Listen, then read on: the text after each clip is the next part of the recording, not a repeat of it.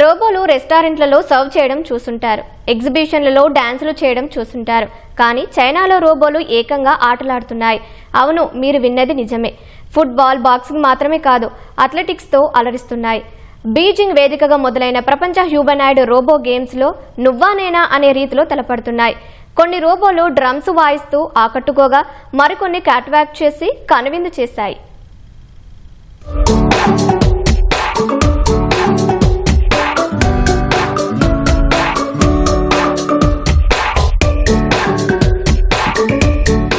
విభిన్న అంశాలతో నిత్యం వార్తల్లో ఉండే చైనా మరోసారి వార్తల్లోకెక్కింది. బీజింగ్ వేదికగా ప్రపంచ హ్యూమనాయిడ్ రోబో గేమ్స్ మొదలయ్యాయి.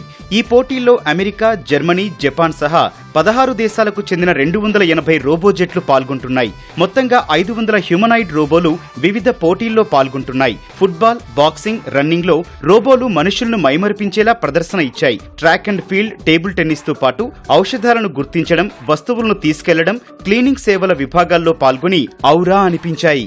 ప్రపంచ హ్యూమనాయిడ్ రోబో గేమ్స్ ఆరంభానికి ముందు గురువారం నిర్వహించిన కార్యక్రమంలో రోబోలకు మనుషుల్లా దుస్తులు తొడిగారు. అవి క్యాట్ వాక్ చేసి కనువిందు చేశాయి.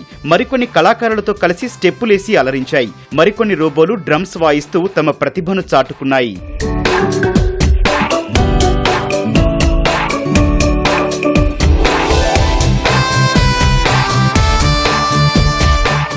ఈ కార్యక్రమం 3 రోజుల పాటు కొనసాగి ఆదివారం ముగియనుంది. టికెట్ ధర $25 నుంచి $80 వరకు ఉందని నిర్వాహకులు తెలిపారు. చైనాలో గతేడాది ఏఐ రోబోటిక్స్ కోసం $20 బిలియన్ ఖర్చు పెట్టారు.